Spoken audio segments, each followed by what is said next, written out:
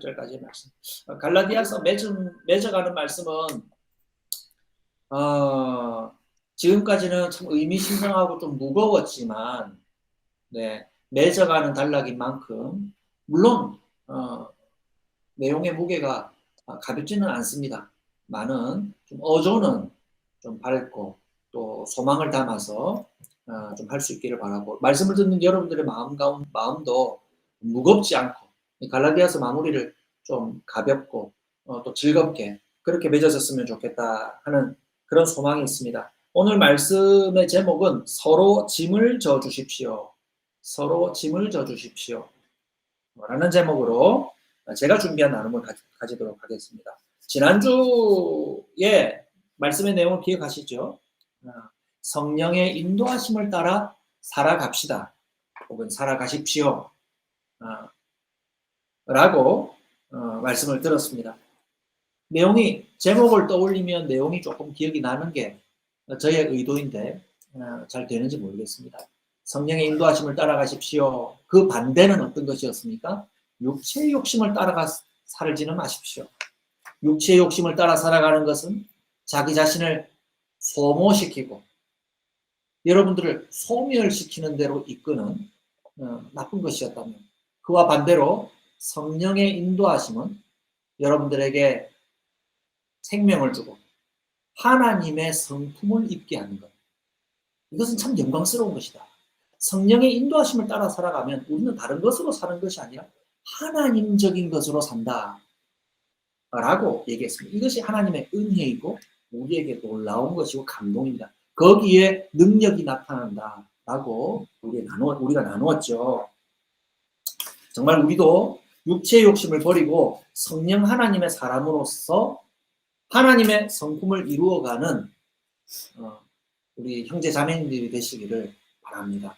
아직은 많이 미진하지만, 아직은 저 자신만 돌아보아도 바꾸어갈 것들이 너무나도 많지만, 우리 자신에게 근거와 소망이 있는 것이 아니라 우리 예수님에게 있기 때문에 소망을 갖고 하나님으로 살아갈 것을 우리는 믿을 수가 있습니다.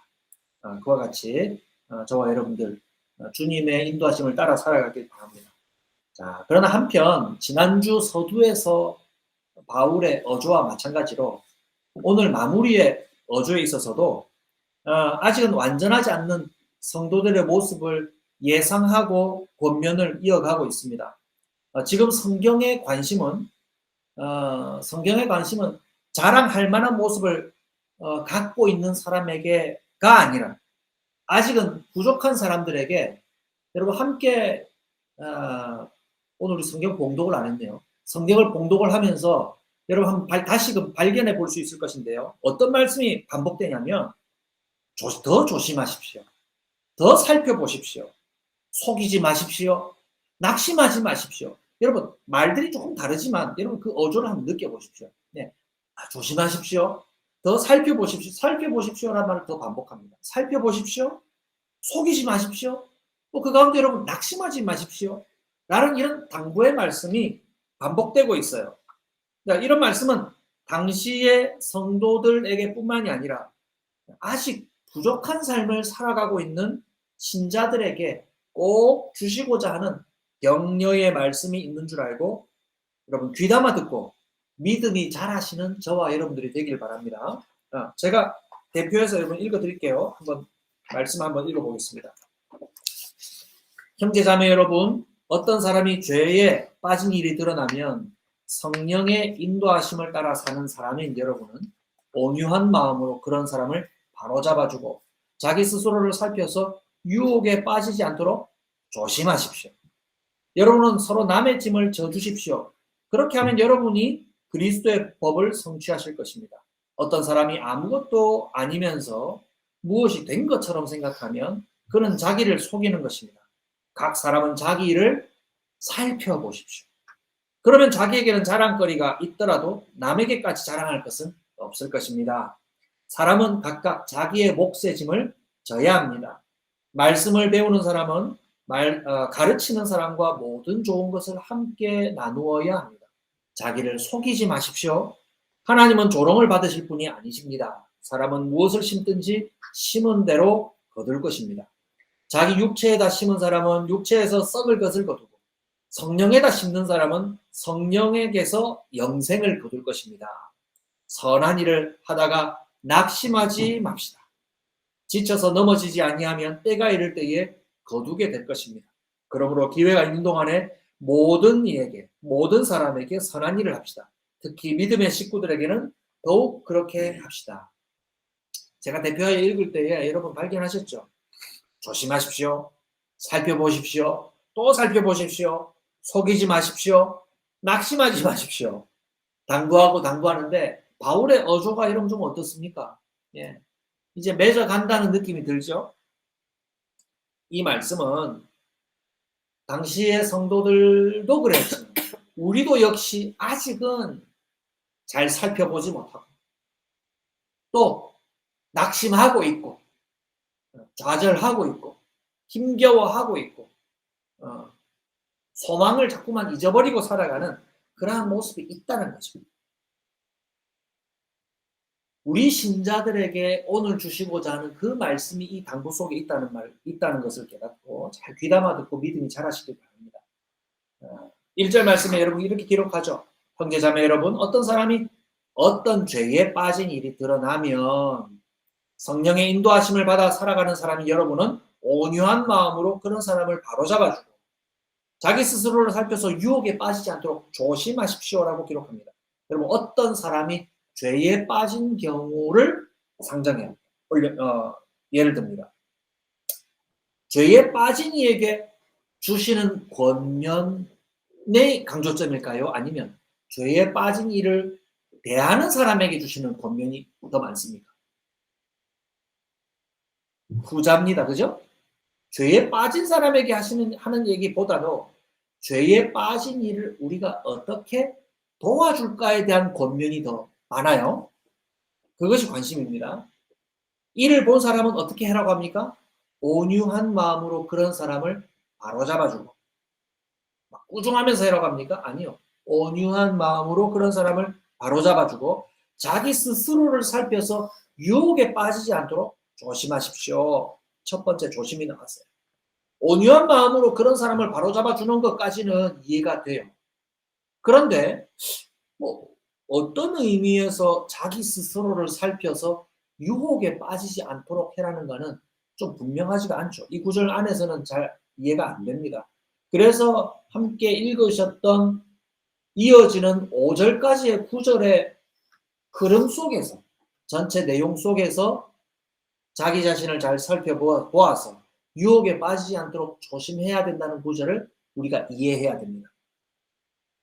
뒤에 내용을 보니까 여러분은 서로 남의 짐을 져주십시오.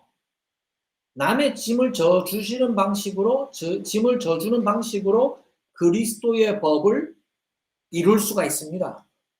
그리스도의 법은 뭡니까? 사랑의 법이죠. 사랑의 법.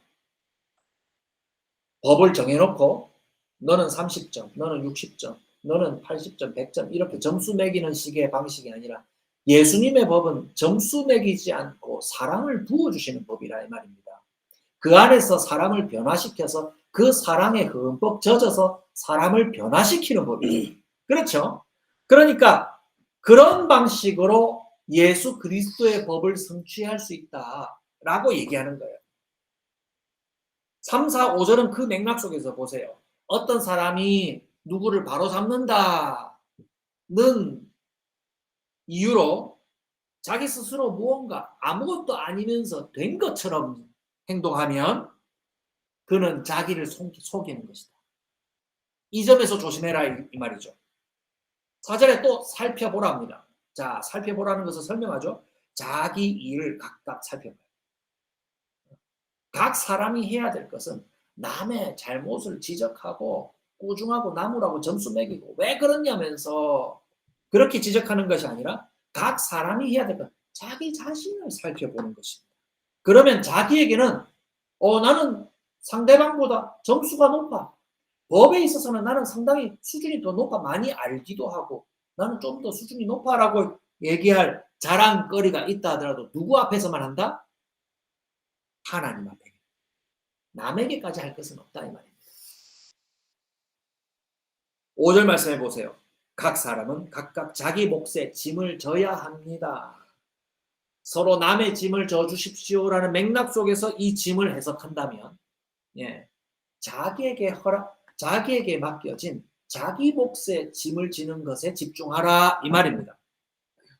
여러분, 온유한 마음으로 그런 사람을 바로잡아주고 자기 스스로를 살펴서 유혹에 빠지지 않도록 조심하라 하는 1절의 권면을 여러분 이제 이해할 수 있으시겠죠? 서로 남의 짐을 져주는 것. 그렇게 해서 그리스도의 법.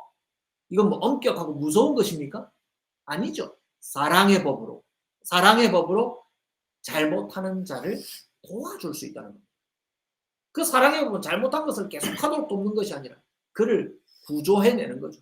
그 잘못에서 그를 건져내는 데 관심이 있는 거예요. 여러분, 죄에 빠진 사람을 보고 그 사람을 바로잡아 주려고 하다가 자기 스스로를 잘 살피지 못해서 유혹에 빠지게 되는 여러분 구체적인 경우를 한번 떠올려 보세요. 어떤 경우가 있을까요? 누군가 하나님 보시기에 바르지 못한 행동과 또 바르지 못한 말을 했다고 여러분 한번 가정해 보세요. 그런 사람 여러분 발견했을 때 여러분 어떻게 합니까? 주로 우리는 어떻게 대하게 돼요? 얘야, 혹은 친구요, 혹은 다른 사람에게. 그거 하나님 원하시지 않는 거야. 하나님 보시기에 그 바르지 않은 거야. 너 잘못했어. 그러니까 네가 지금 그런 결과를 겪고 있는 것 아니겠니? 와, 하나님 말씀 안 들으니까 너 그렇게 진탕 고생하지. 내가 미리 말했지. 내 말만 잘 들었으면 너 그 고생 안 하잖아. 왜 그 잘못해서 그 고생에 빠졌어? 여러분 이런 거 익숙하지 않아요? 우리 익숙해요.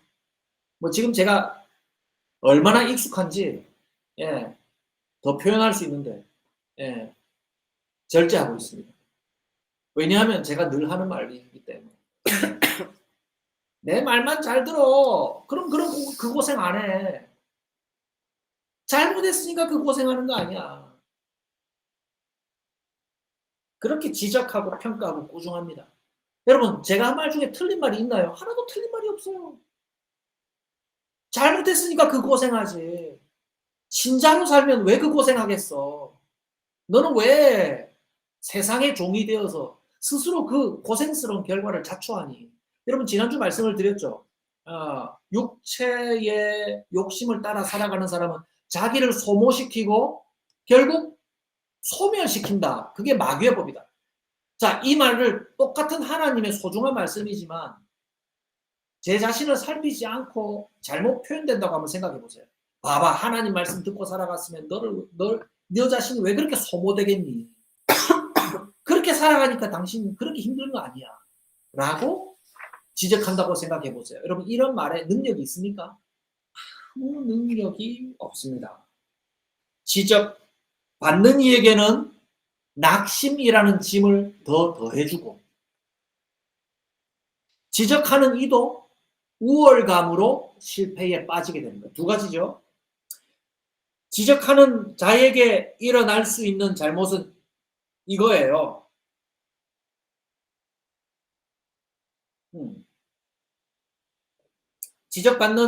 먼저 지적받는 사람에게는 아무런 도움이 되지 못한다는 첫 번째. 두 번째는 지적하는 사람 자신은 죄에 빠진 사람과는 다르다는 우월의식을 갖는 거죠. 이 두 가지죠. 그럼 어떤 사람이 다른 사람의 행동을 보았을 때 믿음이 부족한 것처럼 보였다고 한번 생각해 보세요. 그 사람에게 직접 여러분 이런 말은 해서는 안 됩니다. 절대 하지 마십시오. 예. 뭐 절대라는 말은 뭐 있을 수가 없지만 절대 하지 마십시오. 왜 믿음이 없니? 너 왜 믿음이 없어? 이건 금기어예요, 금기어. 왜 믿음으로 못 살아? 너 왜 믿음이 없니? 그건 자기 자신에게 하는 말이에요. 나는 믿음이 부족한 것 같아요. 이럴 때 보면 저는 신자가 아닌 것 같아요. 그건 자기 자신을 돌아볼 때 하는 말이에요. 내가 상대방에 너 왜 믿음이 없냐? 그러니까 그 모습으로 살아가지. 그죠? 지적받는 자에게는 낙심을 더해주고 지적하는 이는 우월감에 실패한다고 말했습니다. 그리스도의 법은 짐을 져주는 사랑이에요. 이게 그리스도의 법이라. 짐을 져주는 사랑이에요. 잘못을 저질러서 다친 사람에게 혹은 잘못된 습관으로 자신을 소모시키고 괴롭게 하는 자에게 여러분 먼저 물어야 될 것은 정답이 뭔지 여러분 골라보세요. 1번 얼마나 아프니? 두 번째 왜 그렇게 사니?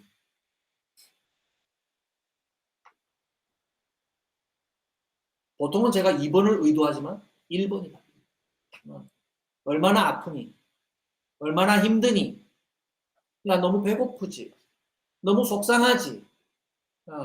아유, 나 너만큼은 내가 다 모르겠지만 얼마나 힘드냐, 어렵냐, 아프니? 그 사람의 형편을 먼저 살펴줘야 되죠. 그런데 너 왜 그렇게 사니? 내 말만 잘 들었으면 그렇게 되지 않았잖아. 이것은 그 사람에게 무거운 짐을 지우는 것이지 덜어주는 것이 아니에요. 여러분 어려운 말로 율법주의자들의 생활 습관이 남에게 무거운 짐을 지우는 것입니다. 율법주의자들은 남의 짐을 덜어주는 법이 없습니다. 너 틀렸다. 옳다. 그러다. 짐을 더하는 거예요. 지적하는 자에게 일어나는 잘못을 오늘 본문에서는 더 강조하고 있어요.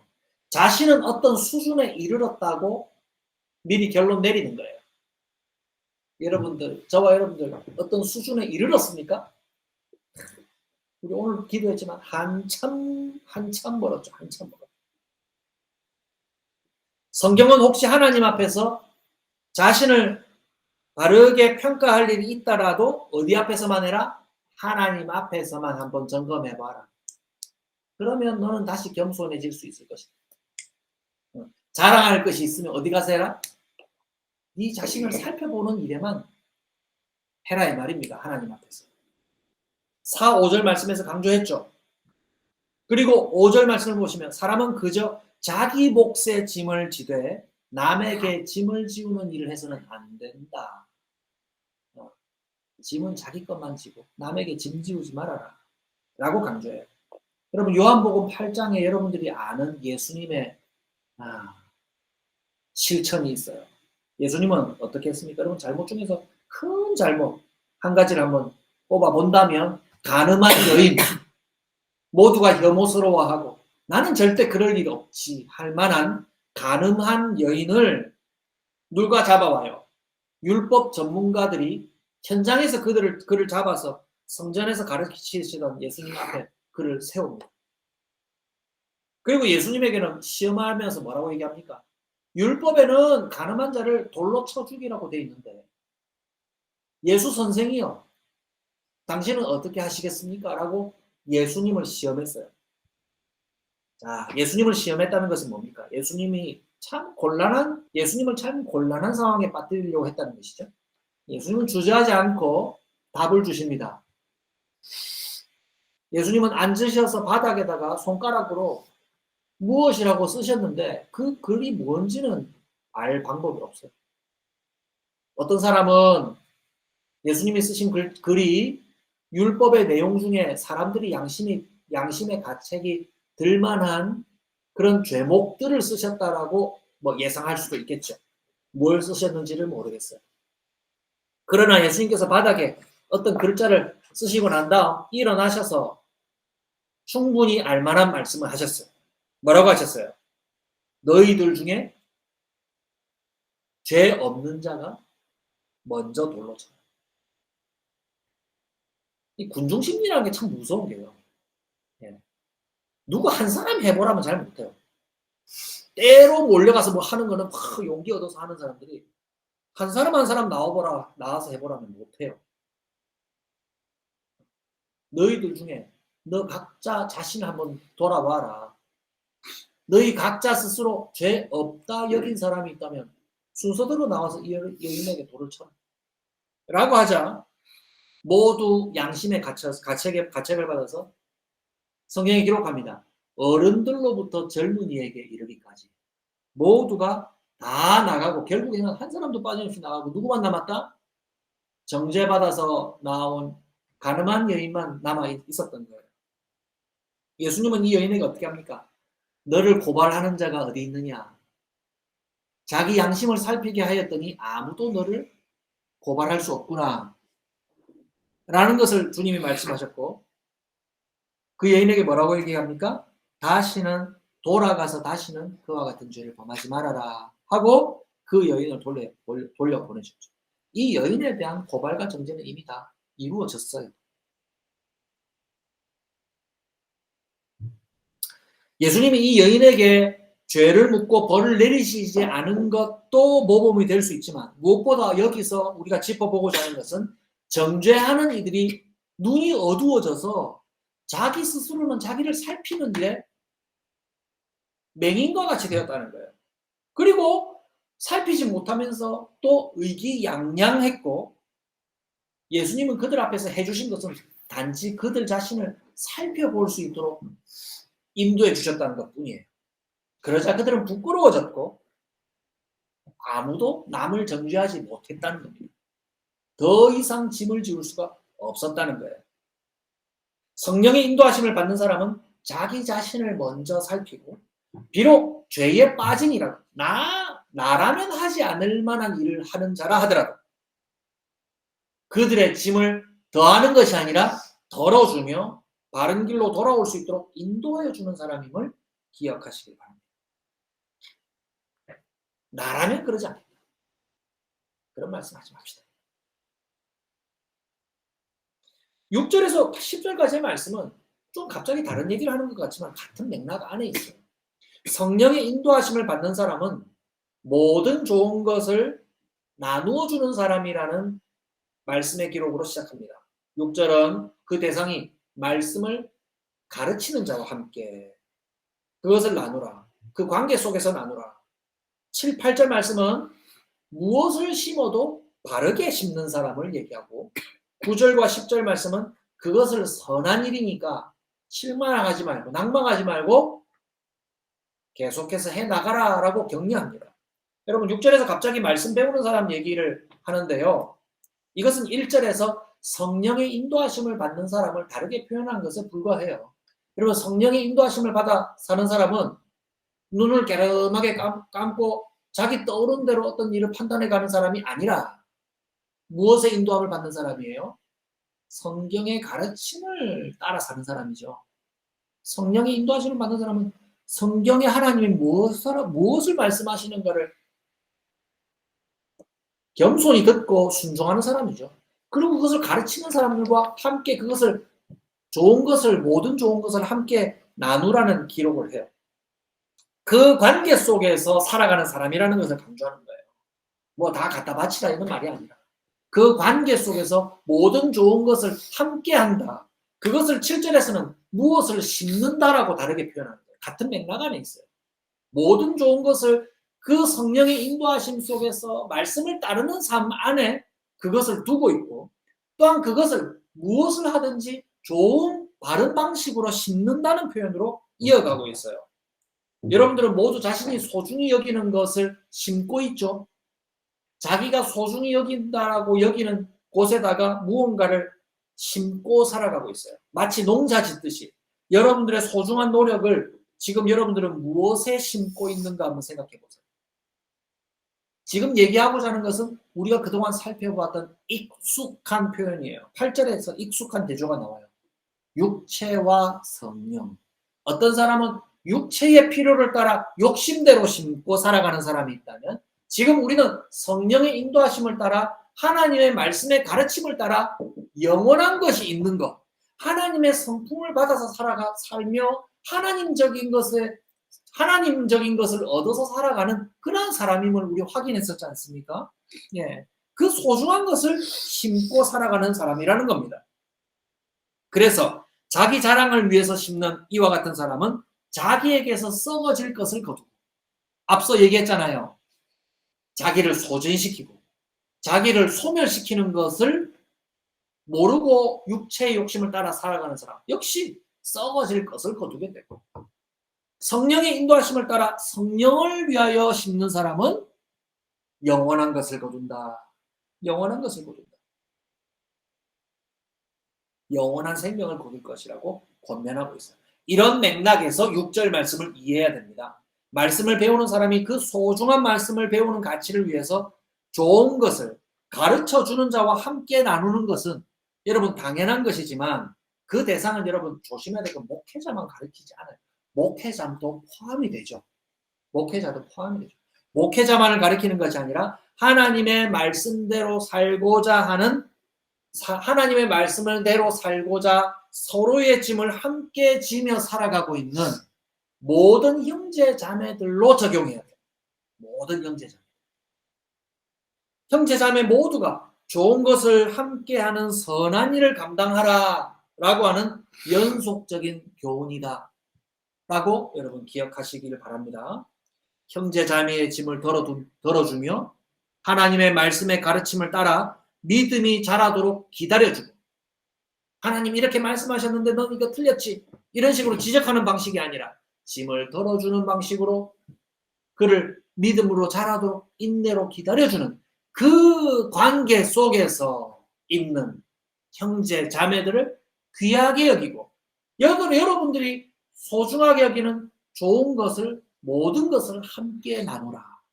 이렇게 얘기하는 거죠. 그것은 썩어지고 없어지고 소멸되는 것이 아니라 영원한 생명을 얻게 하는 일이다. 라고 말하는 거예요. 그런데 여러분 이렇게 말씀을 권면하지만 여러분 그거 하는 게 참 쉽던가요? 입을 참을 수가 없어요. 입을 참을 수가 없어요. 그 선한 일을 짐을 져주면서 내가 감당하는 게 너무너무 어려워요. 왜 그렇게 하니? 이 말을 참기가 어렵고 얘가 고통스러운 그걸 내가 뒤치다꺼리 하는 게 너무너무 힘이 들어요.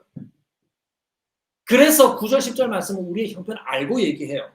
우리가 지금 그 좋은 일을 함께 나누고 있다면 그 선을 행하고 있다면 낙심하지 말아라.